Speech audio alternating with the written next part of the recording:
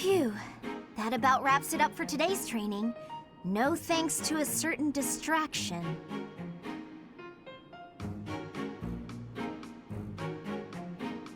Professor Hanneman, I know you're there. It's extremely unsettling the way you're always staring like that. Oh, my apologies, child. I was trying to remain inconspicuous, not wanting to interrupt. Your half-hearted attempt to hide your weird staring only makes it weirder. Well, I must apologize. In the future, I shall do my staring out in the open. That might ease the weirdness, but it will continue to be extremely unsettling. I have no desire to disturb nor to disquiet you. But you are a most exquisite subject for my crest research. And you understand that the foundation of all research is observation.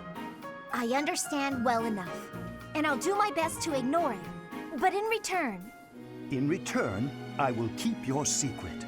I have not spoken a word of your twin crests, not even to the church. If they knew I was withholding such valuable information, I might be branded a traitor. But such matters are trivial compared to the future of crestology. Shh! Don't talk so loudly about it out here in the open. Pardon my excitement. I simply cannot let the opportunity to study such a miraculous subject go to waste.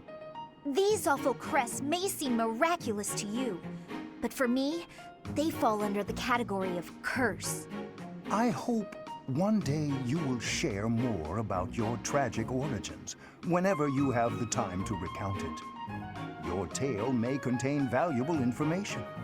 You are utterly lacking in empathy. You know that? Even if you spent your entire life observing me, you'd never understand my feelings and all I've been through. Now, if you'll excuse me. I fear I may have made a misstep. I have no desire to trouble her, yet my research... Professor Hanneman, is this a good spot for this book? That will do nicely, Lysithea. I'm sorry to trouble you with these chores. It's no trouble. After all, it's proper etiquette for the young to help the elderly. The elderly? I'm only... Never mind. How have you been feeling of late? Anything worth mentioning? I've been feeling well enough, all things considered. You seem to be maturing remarkably.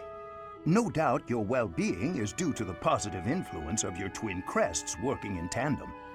Here he goes with the positive again. Looks like your research is more useless than I thought. I may ignore your assaults on my age, but I will not allow unfettered attacks upon my research. What makes you think it's lacking? Surely you do not deny that your crest-related abilities exceed those of your peers. You are so far ahead of the others. Even the combined effects of the twin crests you bear do not fully account for that discrepancy. You just can't see beyond the crest, can you? In all your research, haven't you considered that my abilities are a direct result of the effort I've put in? Of course, I am aware that you are a hardworking student, but... My efforts far exceed those of any other student. I've placed top priority on growing as quickly as possible. Is the ability to expend such incredible efforts, to be so focused and driven, is that not a form of talent? It has nothing to do with talent. It's a question of sheer will. I'm determined to succeed, no matter the sacrifice. I see. But what drives you to such lengths? I have goals, just like anyone, and precious little time in which to achieve them. Little time? The people who made me as I am informed me that my life would be drastically shortened as a result. A person bearing two crests against the will of nature itself. Well, clearly it can't be sustainable. As such, I don't indulge in the luxury of fantasizing about the future. I haven't got one. Knowing all this now, will you still claim that my crests are something positive? I cannot. Please understand. I had no idea. I'll be leaving now. Lysithea. So that is why you were...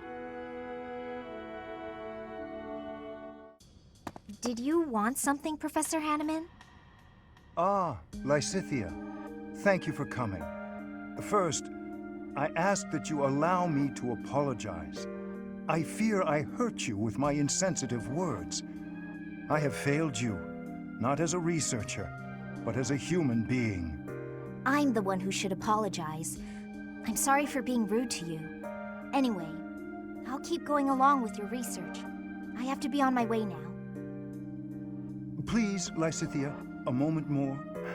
I did not call you here simply to apologize. I told you once that you were an exquisite subject for my crest research. Why? Because there are no records of any other person ever having borne 2 crests. Correct. We cannot say anything for certain about the makeup of your body. Therefore, it seems hasty to conclude that overcoming your shortened lifespan is an impossible feat. What is it you're implying? Lysithea, what is my field of study? Crestology, of course. Indeed, and the goal of my field is to unravel every single mystery crests might conceal. Someday, I even hope to devise a means to bestow a crest upon any who desires one. Why would you want to do such a thing? Because I despise this world in which the presence or absence of a crest can determine a person's worth. Huh.